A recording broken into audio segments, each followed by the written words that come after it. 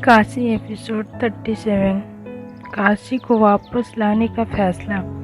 सुबह का वक्त राजस्थान का भैरव मंदिर। राजस्थान के भैरव मंदिर में यज्ञ हो रहा था। सुजीत सिंह मालिनी उसका पति कुमार बैठे थे।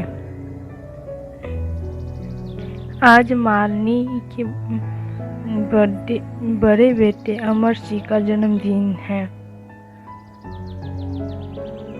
इसी खुशी में आज ये हवन हो रहा है। ढोल नगाड़े बड़े जोर शोर से बज रहे थे। मालिनी अपने पति के साथ बैठे आहुति दे रही थी।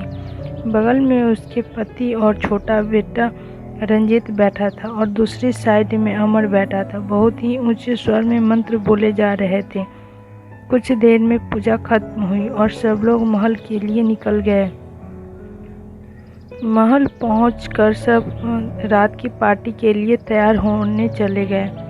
मालिनी अपने पति के साथ कमरे में आते हुए बोली, तुमने कागजात के बारे में पता किया? कहाँ है असली कागजात? इस पर कुमार ने उससे कहा, पता नहीं। मरने से पहले उस प्रताप ने कहाँ कागजात को रखवा दिया था। इतने सालों से खोज रहे हैं पर मिला नहीं। ये सुन मालिनी गुस्सा करते हुए बोली, तुमसे एक काम करने को कहा था पर वो भी आज तक नहीं हो पाया। अरे शांत हो जाओ मेरी धर्म पत्नी जी, और क्या जरूरत थी इसे इतनी मारने की? अरे पहले प्रॉपर्टी अपने नाम करती फिर मारती। अरे कम से कम तुम अपनी प्रॉपर्टी तो अपने नाम करती। ये कहते हुए उसने एक ड्रिंक का गिलास उसकी तरफ बढ़ा दिया। मुझे 2 हफ्ते के अंदर वो कागजात चाहिए, कैसे भी, वरना ये सब ट्रस्ट में चला जाएगा। मालिनी ये कहते हुए बाथरूम में चली गई। कुमार ने अपने आदमियों को फ़ोन किया, उन्हें कागजात का पता करने को कहा। वो भी तैयार होने लगा। माधवगढ़ शाम का वक्त। विजय अब यहाँ का राजा हो गया था। उसके पिता की मृत्यु के बाद उसे ये राज्य मिल गया। शालिनी और उसकी 2 संतानें थी, एक लड़की और एक लड़का। लड़की का नाम रुद्रांग था, उसे रुद्र भी बुलाती ही थी, और लड़की का नाम शिवांगी। रुद्र बड़ा था और वहाँ का युवराज था, पर वो बहुत ही सीरियस और सख्त मिजाज का था। लड़का लंदन से MBA करने के बाद उसने ही विजय के सारे बिजनेस को संभाला था और बहुत ही अच्छा बिजनेसमैन था, जो इस वक्त मालिनी के बड़े बेटे अजय सिंह को टक्कर दे रहा था।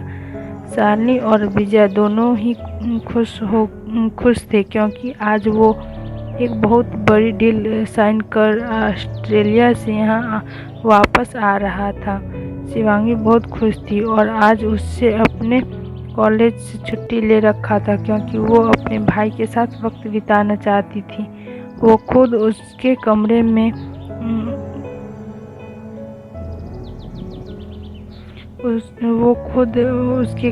में कमरे को ठीक करा रही थी। तभी उसे एक नौकर ने आके बताया कि रुद्रांग आ गया। वो भागते हुए बाहर गई। देखा तो शालिनी पहले से वहीं पूजा की थाल लिए खड़ी थी। वो भी आके उसके बगल में खड़ी हो गई। सामने महल की एक ब्लैक कलर की कार आके रुकी और नौकर ने आगे बढ़ के दरवाज़ा खोला। एक लड़का ब्लैक सूट पैंट और ब्लू शर्ट पहने उतरा। आंखों पर ब्लैक चश्मा और चेहरे पर एक अलग ही ताप था। वो बहुत रौब से उतरा और आके शालिनी के सामने खड़ा हो गया। प्रणाम माँ साहब, उसने आदर के साथ अपने दोनों हाथ जोड़कर कहा। जीते रहो, ये बोल शालिनी ने उसके माथे पर तिलक लगाया और आरती उतारी। उसके बाद वो अंदर आया और तो शालिनी उसके गले लग गई। कैसे हो छोटी? रुद्र ने उसे सर पर हाथ फेरते हुए कहा। मैंने आपको बहुत मिस किया, शिवांगी ने उसकी तरफ देख के कहा। तीनों अंदर आए तो सामने विजय खड़ा था। रुद्रांग ने उसके पैर छुए। विजय ने उसे उठाकर गले लगा लिया। हमें पता था आप ये डील जरूर जीत लेंगे। वैसे आप अच्छे मौके पर आए हैं। हमें आपको एक जिम्मेदार वाला काम सौंपना है। आप थोड़ा आराम कर पहले और कुछ खा ले। ये बोल विजय अपने स्टडी रूम में चला गया। रुद्रांग भी अपने कमरे में चेंज करने लग गया। शिवांगी और शालिनी दोनों नौकरों से कह के खाना टेबल पर लगाने को बोल दी। शालिनी अपनी बेटी को सब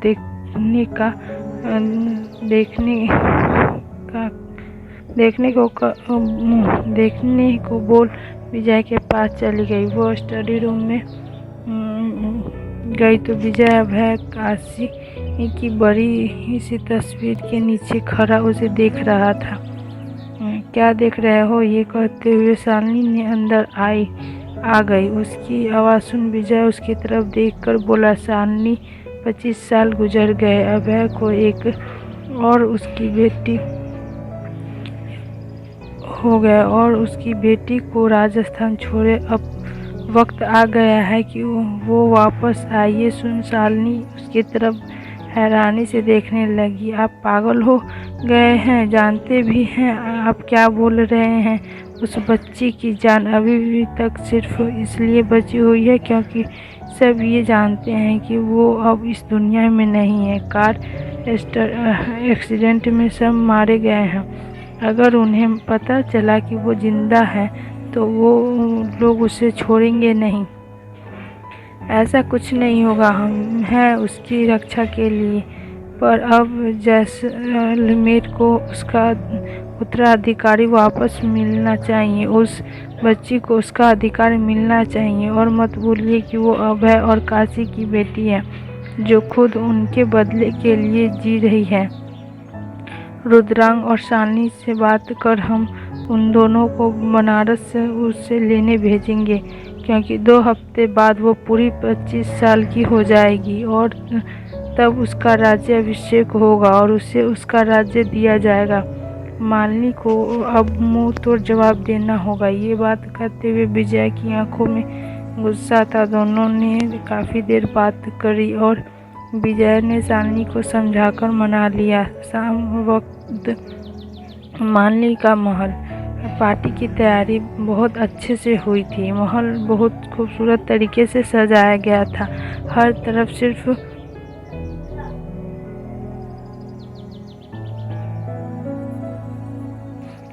सिर्फ रोशनी थी। मालिनी और उसका पति सारे मेहमानों से मिल रहे थे।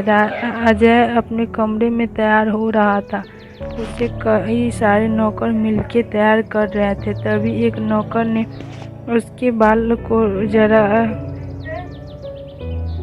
उसे कई सारे नौकर मिलकर तैयार कर रहे थे। तभी एक नौकर ने उसके बाल को जरा गलती से खींच दिया। वो गुस्से से उठा और उसकी तरफ देखने लगा। उसके ऐसे देखने से वो नौकर डर गया। अमर उसकी कॉलर पकड़ उससे बोला, हाथों में जान नहीं है या अपनी मौत को बुलाना है तुझे? ये बोल वो उसे मारने लगा।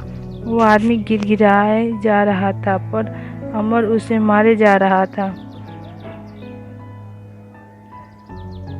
तभी वहाँ उसका छोटा भाई रंजीत आ गया। अरे भाई रुक जाओ, ये मर गया तो 10वां केस लग जाएगा आप पर। वो उसे रोकते हुए बोला। उसके इशारे से उस नौकर को भाग जाने को कहा। उसने इशारे से नौकर को भाग जाने को कहा। वो नौकर चल नहीं पा रहा था।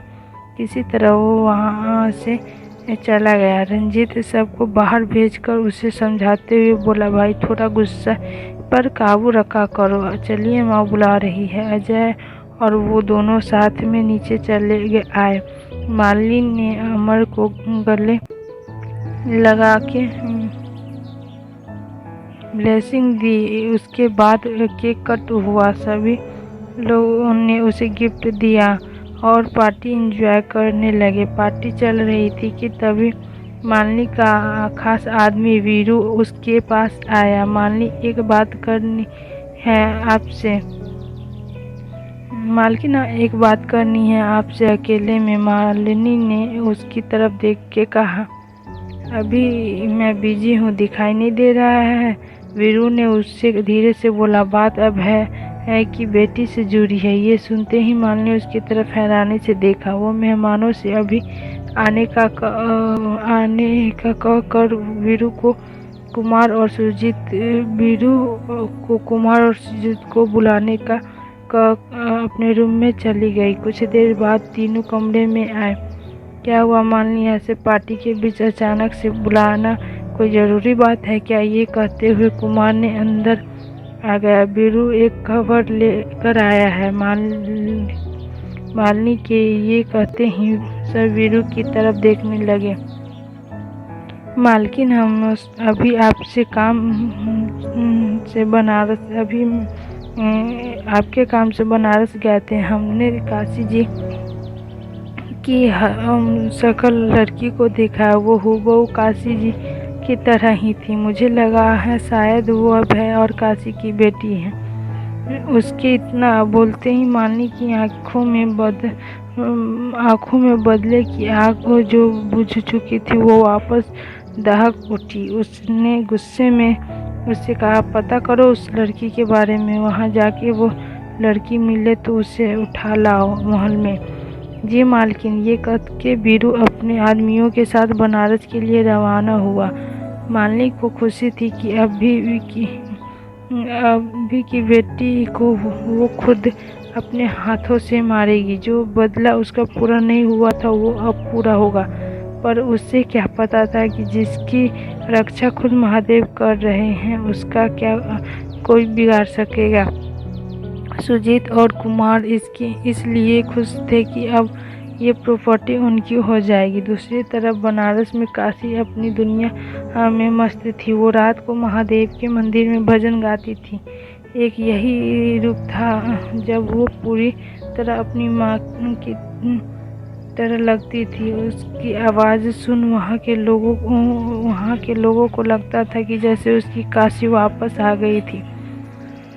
वो काशी विश्वनाथ मंदिर में एक तख्त पर बैठी है, वीणा लेकर। एक मरून कलर की बनारसी साड़ी पहने, हाथों में कंगन, सलीके के बाल गूंथे हुए गए जो उसके गले से को होती हुई आगे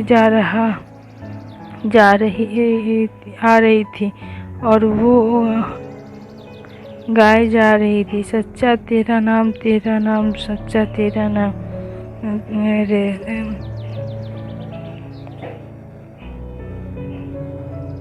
क्या सुबह क्या शाम तू ही बनाए बिगड़े काम। सच्चा तेरा नाम, सच्चा तेरा नाम रे। तेरा नाम तू ही बनाए बिगड़े काम। सच्चा तेरा नाम रे। सब बैठे बहुत ध्यान से सुनने जा रहे थे। बनारस की शाम अब बहुत सुरीली और शांत होने लगी थी। काशी शिव की मूर्ति को देखे गाए जा रही थी और पंडित जी बैठे आरती की तैयारी कर रहे थे। बहुत भीड़ थी मंदिर में और अब एक हफ्ते रहने भी वाले ही थी, क्योंकि एक हफ्ते यहाँ शिव जी और सती के विवाह का नाटक होने वाला था। हर शिवरात्रि के वक्त पर बनारस में 2 हफ्ते पहले ये होता था। बहुत ही प्यारा दृश्य होता है।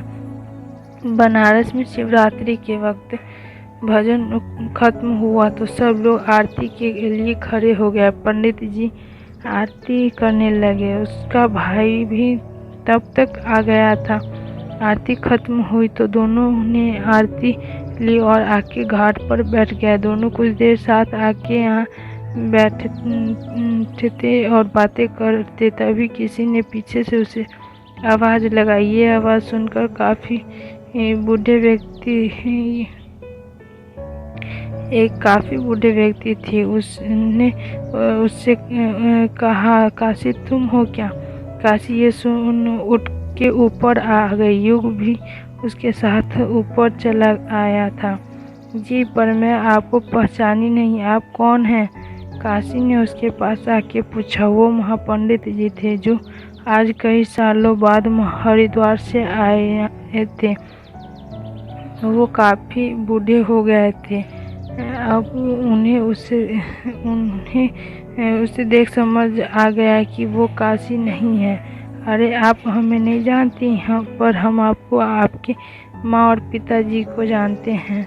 तुम बिल्कुल उन पर ही गई हो। वही चेहरा, वही आंखें, वही मुस्कान। तुम्हें देख के ऐसा लगता है कि जैसे तुम्हारी माँ खड़ी है।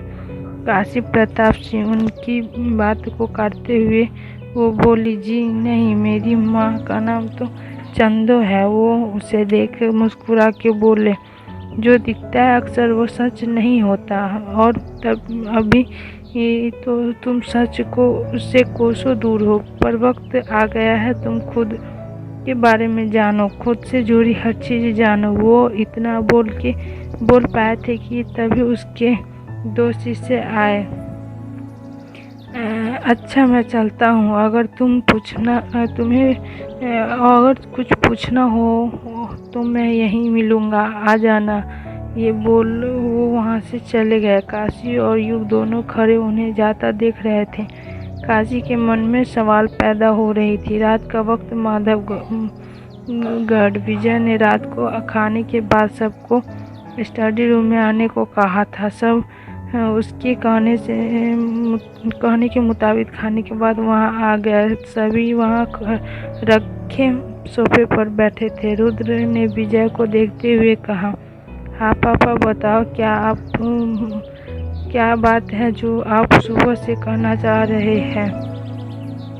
मैं जो काम आपको देने वाला हूँ वो बहुत इम्पोर्टेंट है और बहुत ही समझदारी से करना होगा।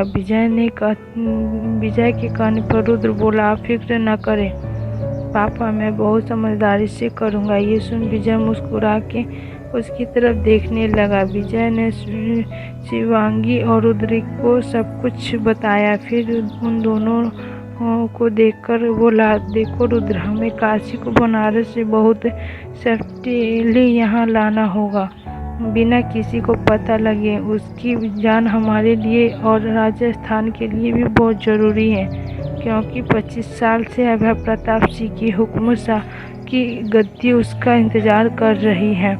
इसलिए उसे वापस आके ये संभालना है और अपने दुश्मनों को मुंह तोड़ जवाब देना भी है।